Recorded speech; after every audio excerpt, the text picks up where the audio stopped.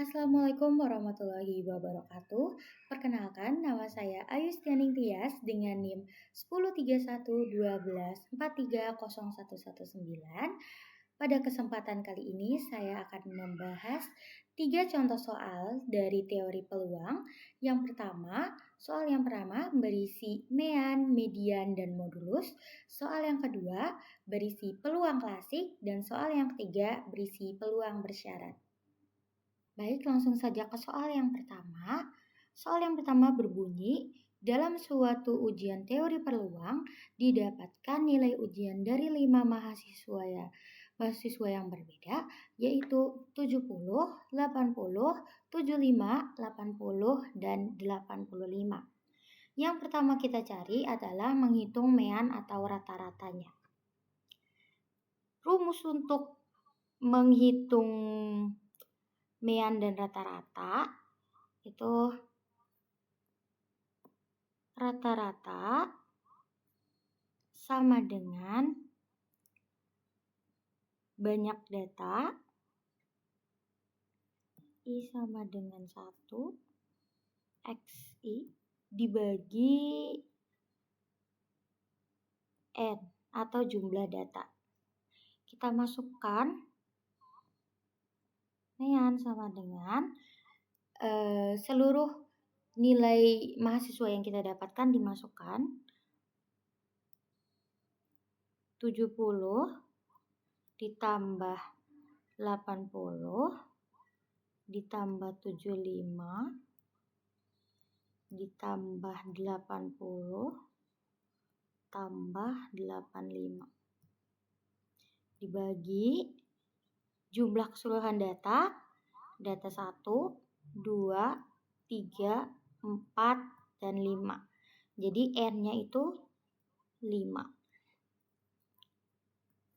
Selanjutnya kita hitung.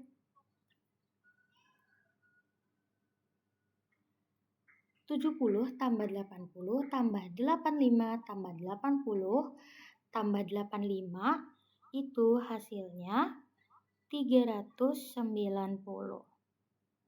dibagi N 5 sama dengan 390 dibagi 5 itu hasilnya 80. Jadi rata-rata atau pean dari data nilai mahasiswa tersebut yaitu 80.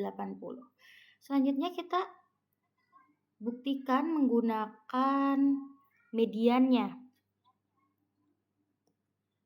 Cara menggunakan median itu yang pertama adalah mengurutkan data dari yang kecil ke data yang paling besar.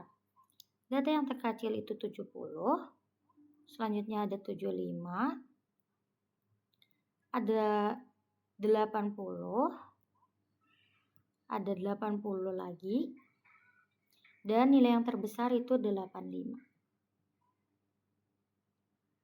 Setelah itu, kita gunakan rumus N plus 1 dibagi 2. Kenapa menggunakan rumus N plus 1 dibagi 2? Karena jumlah data yang kita miliki itu ganjil, yaitu 5. Kita masukkan ke dalam rumus, N-nya 5 plus 1 dibagi 2, hasilnya 5 tambah 1, 6 dibagi 2, hasilnya 3. Berarti mediannya itu ada di nilai ketiga. Nilai ketiganya itu ada 80. Sesuai dengan yang pertama, yang kita dapatkan rata-rata atau meannya. Selanjutnya untuk mencari modulus, kita harus mencari nilai yang paling banyak muncul. Yang paling banyak muncul tadi kita dapat data 75, 70 itu muncul sebanyak 1 kali, 75 itu muncul sebanyak 1 kali, 80 itu muncul sebanyak 2 kali, dan 85 muncul sebanyak 1 kali. Dari semua data tersebut, 80 yang muncul paling banyak yaitu 2 kali. Jadi bisa disimpulkan modulus dari data tersebut adalah 80. Baik, kita lanjut soal yang kedua, itu dalam sebuah permainan yang sedang dimainkan oleh seorang anak laki-laki, terdapat sebuah dadu yang dilempar sebanyak 1 kali. Hitung berapa peluang muncul angka genap dan berapa peluang muncul angka lebih dari 4. Yang pertama, kita mencari berapa jumlah muncul angka genap. Kita masukkan sampel. Dadu itu ada 6 sisi. Yang pertama ada 1, 2, 3, 4, 5, dan 6. Selanjutnya kita karena disuruh mencari peluang muncul angka genap, jadi kita sisihkan angka yang genap, yaitu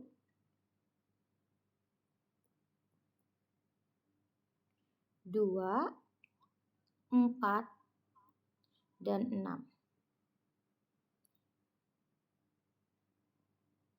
Jadi jumlah angka genapnya itu ada 3. Selanjutnya kita masukkan ke dalam rumusnya. Rumusnya itu adalah P A atau angka genapnya sama dengan banyak keseluruhan angka genapnya atau NA-nya itu 3 per jumlah keseluruhan data yang kita miliki yaitu 6 sisi dadu sama dengan 1/2. 1/2 bisa kita tulis 0,5. Itu untuk mencari nilai genap yang muncul di dadu. Selanjutnya itu kita mencari berapa peluang muncul angka lebih dari 4. Caranya kita cari tahu dulu berapa saja angka yang lebih dari 4.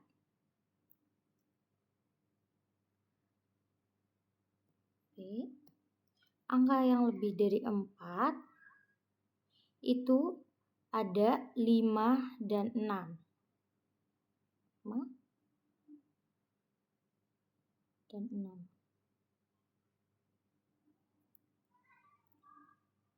Kita masukkan lagi ke rumus. Rumusnya itu sama dengan yang mencari angka genap, yaitu P nilai B keseluruhan nilai B-nya atau NB-nya itu ada 2. Jadi kita tuliskan NB itu 2 per jumlah datanya itu 6. Hasilnya jadi 1/3 atau bisa ditulis jadi 0,333. Kita lanjut ke soal nomor 3. Soalnya bertuliskan dari hasil pengamatan minuman kesukaan mahasiswa dari 100 mahasiswa yang didata, ada 60 mahasiswa yang suka kopi, 40 mahasiswa yang suka teh, dan 20 mahasiswa yang menyukai keduanya. Yang ditanyakan di sini yaitu berapa peluang mahasiswa yang suka kopi dan berapa peluang mahasiswa yang suka teh jika diketahui dia juga menyukai kopi. Mari kita cari dulu berapa peluang mahasiswa yang menyukai kopi. P dalam kurung K untuk kopi sama dengan jumlah mahasiswa yang menyukai kopi itu ada 60 mahasiswa dibagi jumlah mahasiswa yang didata yaitu 100 mahasiswa. Jadi banyak mahasiswa yang menyukai kopi itu 0,6. Selanjutnya kita cari mahasiswa yang menyukai teh tapi juga menyukai kopi. Kita gunakan rumus P dalam kurung T untuk teh dan K untuk kopi sama dengan P T gabungan K per PK atau jumlah penyuka kopi. Jumlah menyukai keduanya itu kan 20. Jadi P penyuka teh dan kopi itu ada 20 dibagi 100 sama dengan 0,2. Nah, baru kita masukkan ke rumus P TK sama dengan banyak penyuka keduanya itu 0,2 dan penyuka kopi sebelumnya yang sudah kita cari itu 0,6. Jadi hasilnya itu 1/3 atau bisa juga ditulis 0,333 atau 33 atau 33,33%.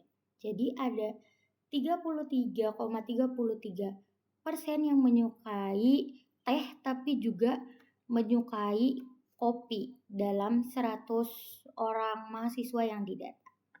Sekian dari saya. Mohon maaf jika ada kesalahan. Wassalamualaikum warahmatullahi wabarakatuh.